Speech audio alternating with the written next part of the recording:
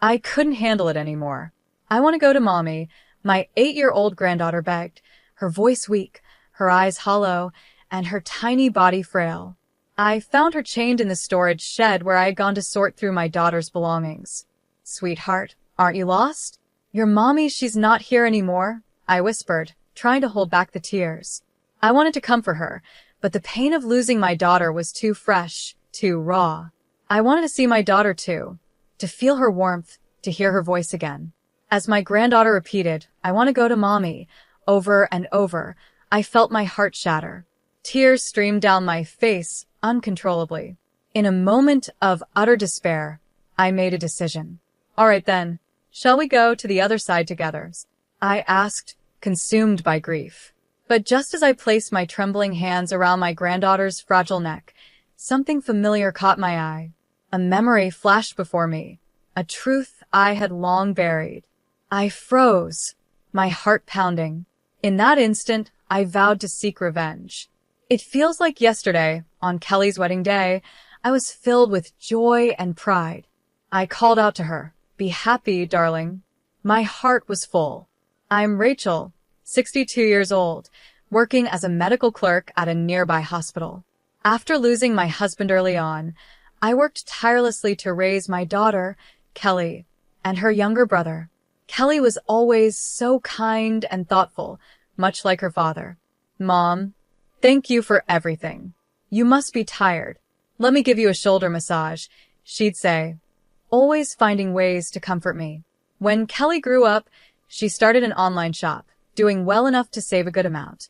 A few years ago, she married James, an elite company employee, and soon after, they were blessed with a beautiful daughter, Joyce. My son also graduated from university, became a company employee, and started his own life. I thought I could finally relax a little, now that my children were grown and independent. But one hot summer day, Kelly came home with Joyce. Her face was pale, and she looked distressed.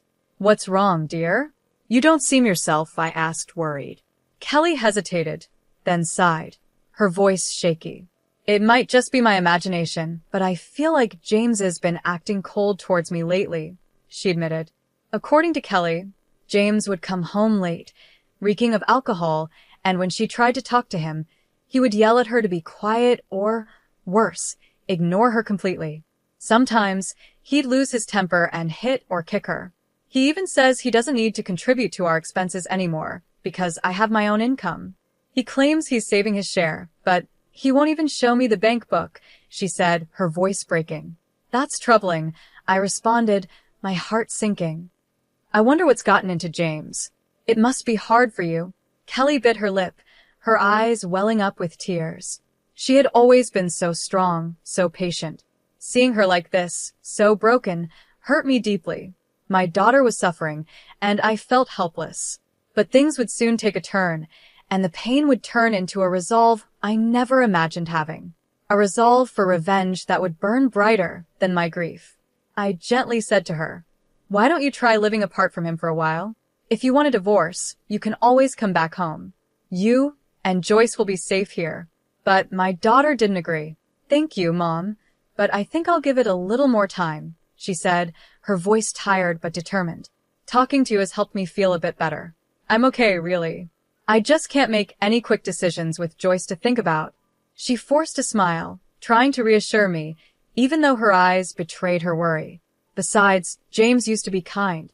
Maybe if I try harder, he'll go back to how he was before. I'll give it a bit more effort," she added, her voice trailing off. With that, Kelly left with Joyce, looking lonelier than ever. If only I had taken her concerns more seriously that day, maybe things would have turned out differently.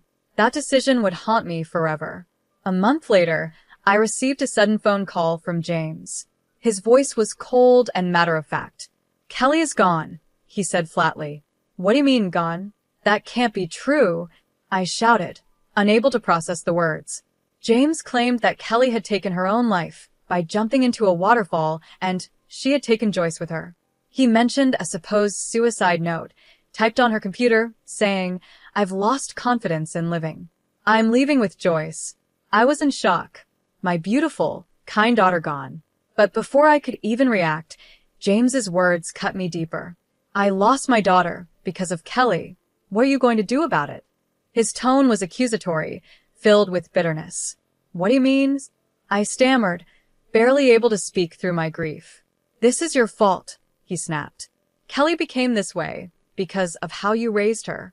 She turned into such a terrible woman, dragging her own child into this. Isn't that on you?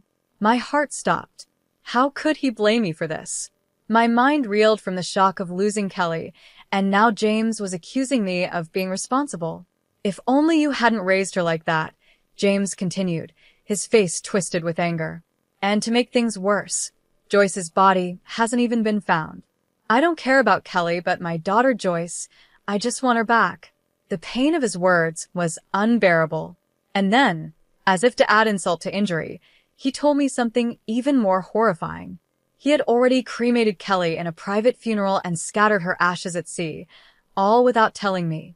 It would have looked bad to the public if people knew, he said coldly. How could you do that? I screamed, pushed to the edge of despair. I didn't even get to say goodbye, to see my daughter one last time. The grief and helplessness overwhelmed me. I couldn't eat, couldn't sleep, couldn't focus on anything. I took a leave of absence from work, but even then, the pain wouldn't stop. Every day and night, the images of Kelly and Joyce haunted me. The tears wouldn't stop flowing. 2 weeks later, James called again. This time, his voice was filled with impatience. I need to move on, so I'm going to start sorting through Kelly's things. I'm throwing everything away. The thought of him discarding her belongings like they meant nothing tore at my heart. I couldn't let that happen. Please wait, I interrupted, my voice trembling. Let me do it. Please let me go through her things. James didn't argue. He simply hung up, leaving me to pick up the shattered pieces of my heart once again. I wasn't there for my daughter's final moments, but at the very least, I wanted to be the one to take care of her belongings. James wasn't happy with my request, but I couldn't back down. It was far too soon, only a week after her death, to start sorting through her things. It didn't feel right, and I had a nagging feeling inside me. My daughter had come to me when she was struggling, and I couldn't fully trust James's intentions. I needed to see for myself if there were any clues or explanations about what had really happened. Unable to sit still, I went to my daughter's house the next evening. I couldn't reach James on the phone, so I decided to wait outside. The hours dragged on, and even as the night deepened, he didn't come home. Feeling uneasy, I tried calling him again, but this time, I was met with a sudden outburst of anger. It's so inconsiderate of you to show up unannounced. I'm working late today, so go home. Didn't I tell you I would handle Kelly's things? Don't ever come to my house again, James barked. I'm sorry to bother you when you're busy, but Kelly gave me a spare key in case of emergencies. Couldn't I use it just this once? I asked, trying to reason with him. Of course not. Jeez, what a pushy old hag. I'll sue you if you even think about stepping foot in here, he shouted, his cold words cutting through me like a knife. He hung up abruptly, leaving me standing there in shock. I didn't have the courage to enter the house without James's permission, so I started to leave. But then, something strange caught my attention, a foul smell, like rotting garbage, coming from the backyard. An unsettling feeling washed over me. What could that be? I followed the smell to the storage shed behind the house. As I walked closer, a wave of dread settled in my chest. Peering through the small window, I saw something moving inside. It was too dark to make out what it was, but it looked like a living creature. I felt a chill run down my spine. My instinct screamed at me to leave, but something inside told me I couldn't just walk away. I tried to open the shed door, but the old lock was rusted, and the door was blocked with something heavy, like a stick. Determined, I shook the door violently a few times, and finally, it gave way. My hands trembling, I stepped inside, my heart racing. What I saw was beyond anything I could have imagined. My granddaughter, Joyce, who I had been told was missing, was chained up inside the shed. Joyce, I whispered, rushing to her side. My granddaughter looked up at me slowly, her face pale, her body frail and emaciated. Grandma, she said in a soft, confused voice.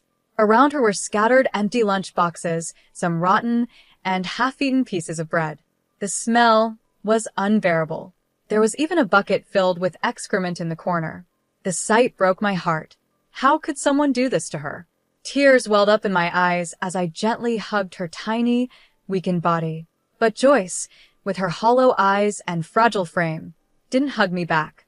Instead, she whispered in a voice so soft it was almost a breath, "I can't take it anymore. I want to go to Mommy." Her words hit me like a punch to the gut. My tears flowed uncontrollably. "Grandma, take me to Mommy," she pleaded, her voice filled with despair. I held her tighter, my heart aching. "Yes, my sweet girl. We'll go together," I whispered, overwhelmed by the grief of losing my daughter. At that moment, all I wanted was to make her pain go away, to take her to the place where she could be with her mother again, far away from this horror. I placed my trembling hands on Joyce's neck, intending to leave this world with her. But then, something caught my eye, the necklace around Joyce's neck. It was the one I had given Kelly as a protective charm. My breath caught in my throat. There was something else attached to it, a key. A key that shouldn't have been there. "Where did you get this?" I asked, pointing to the key, my voice barely above a whisper. Joyce looked up at me with her tired eyes and responded. Her next words shook me to my core. I felt my heart race, my blood boiling with anger. So that's what had really happened. I couldn't believe it, and I knew in that moment I could never forgive him. Not after this. I quickly found a pair of pliers in the shed and managed to cut the chain that bound Joyce. Without wasting any more time, I took her with me, heading to a place where I could plan what to do next. My mind was set. I would get justice for Kelly. I would seek revenge. The very next day, James stormed into my home, his eyes wild with rage, his face red with fury. He was out of control. "You took Joyce, didn't you? She's my daughter. Give her back," he yelled, his voice filled with desperation. I remained calm. "I'm sorry, I don't understand. I've called you countless times, and you never answered. Isn't Joyce supposed to be missing?" I replied, pretending to be confused. James's face flushed even redder, and he yelled louder, completely unaware that his own words were contradicting each other. "You know what I mean. I know you have her. But wasn't Joyce missing?" I asked again, watching as James fumbled over his words, trying to find a way out of the lie he had created. His anger flared again, and he shouted, "You dare call yourself a parent after what you've done to her? She's just a spoiled brat who doesn't listen. I was only disciplining her. Kelly couldn't handle raising her. That's why she took her own life." I stood there, stunned at his audacity. "This is the first I'm hearing about Joyce being unmanageable," I said quietly, barely able to contain my anger. "Of course I didn't tell you. You spoil her too much. That's why I said she was missing. How I discipline my child is my business, not yours." James snapped, his voice filled with venom. He paced back and forth, as if trying to justify his twisted actions. "But chaining her up in a shed? That's not discipline, James. That's abuse. I'm reporting this," I said firmly, my heart racing. Suddenly, James's lips curled into a twisted smile, and he let out a mocking laugh. "You don't have any proof," he sneered, his eyes filled with arrogance. "Oh, but I do," I replied, my voice steady. "I have photos of Joyce, and there will be a medical report, too." I pulled out my phone, showing him the pictures I had taken of Joyce's frail body, the chains, and the shed. Panic flashed across James's face, and he lunged at me, trying to grab my phone. "Give it to me," he shouted, his voice desperate. Just then, someone burst out from the next room. "Stop!" My son rushed in, grabbing James's arm and pulling him back. "Let go of my mother," he demanded, his voice strong and steady. "Why are you here?" James stammered, his eyes wide with fear. "Let me go." But my son, who had been trained in U.S. football during his college days, had James pinned down in no time. James looked pathetic, his earlier bravado completely gone. "We know everything, James. You stole Kelly's savings, and when she found out about your affair, you beat her." "How could you?" my son said, his voice full of disgust. James glared at us, confused and panicked. "How do you know all that?" he spat, his voice shaking. "Kelly told me," I replied calmly, watching as the color drained from his face. "What? She's alive?" James stammered, his voice barely a whisper, as fear took over. I looked him straight in the eyes, and I told him everything. The truth about Kelly, the lies, and the revenge I was now determined to carry out. When I finally met my daughter, everything started to make sense. The key attached to Joyce's necklace wasn't just a random item, it was the key to our old family home, which had been vacant for some time. We had kept it for sentimental reasons, never imagining it would be used this way. At that moment, Joyce had pleaded with me, her small voice trembling. "Mommy said this necklace was a charm. Mommy is hurt. Please help." Hearing this, I felt a glimmer of hope that my daughter might still be alive. After rescuing Joyce, I rushed straight to the old family home, my heart pounding with fear and hope. When I arrived, I found Kelly collapsed on the floor, barely clinging to life. "Kelly, hang in there," I cried, lifting her limp body into my arms. I heard a faint whisper escape her lips. "Mom." At that moment, Joyce clung to Kelly, sobbing, "Mommy, I missed you." I quickly called 811, and soon after, Kelly was rushed to the hospital. The doctors told me that if we had been just a little later, she wouldn't have survived. Joyce, too, was in a terrible condition, malnourished, and weak, so she was admitted to the hospital as well. Despite everything, I felt a surge of relief and joy from the bottom of my heart.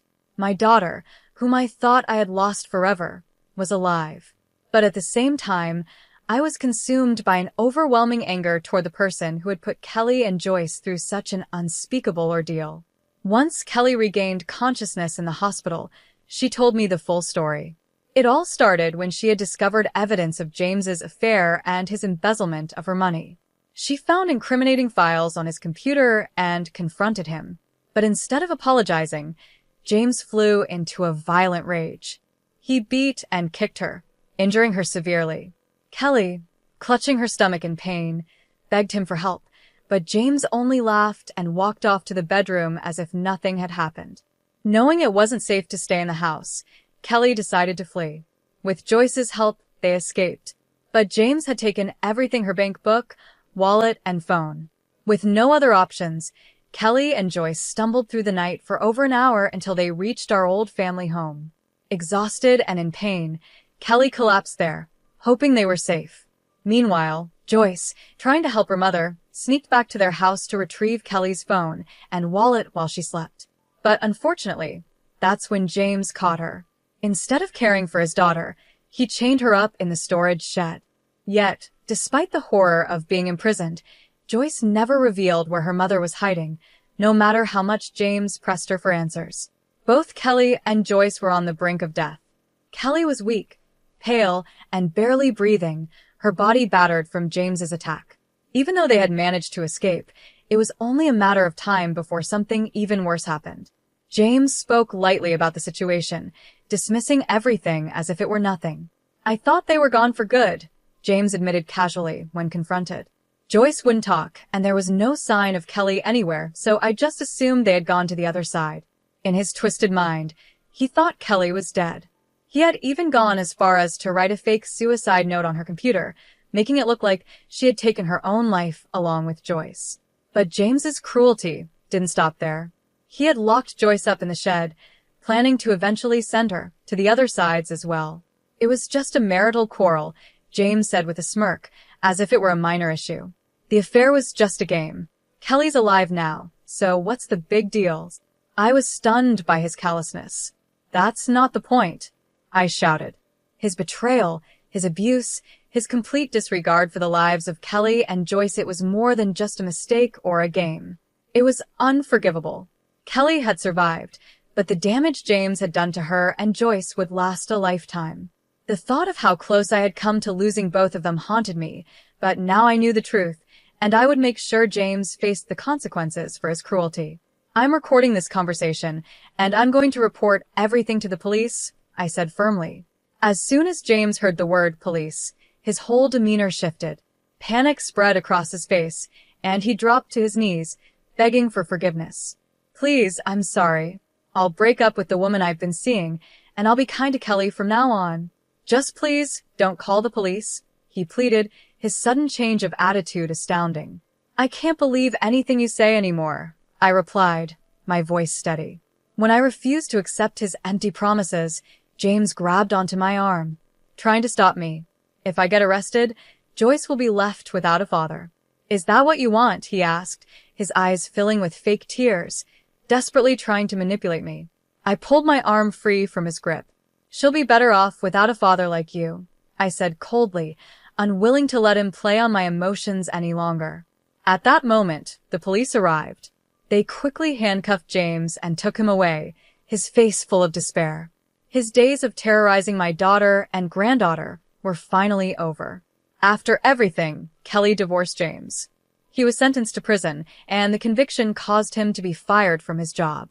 Kelly took legal action, demanding $3,000 for the savings he had stolen, $60,000 in damages for the affair and the injuries he caused her, and $280,000 in child support for Joyce. She also sought $210,000 in damages from James's mistress. As it turned out, James had planned to live with his mistress, but to her, it was only a fling. She had no intention of staying with him long term. When James's parents learned about what he had done, they were horrified. They came to Kelly, apologized for their son's actions, and sold some of their land to help cover the money James owed. They made it clear that James would have to work to pay them back once he was released from prison. Even after his release, James's life would be full of hardships. He had lost everything: his family, his job, and his reputation. Meanwhile, Kelly and Joyce, now fully recovered, moved back in with me. Kelly has started working again and is living a peaceful, happy life. Seeing her and Joyce thriving fills me with joy and energy, and I do everything I can to support them both. Together, we've rebuilt our lives, and I'm so grateful to have them by my side. We are finally free from the pain James caused, and we're living each day with hope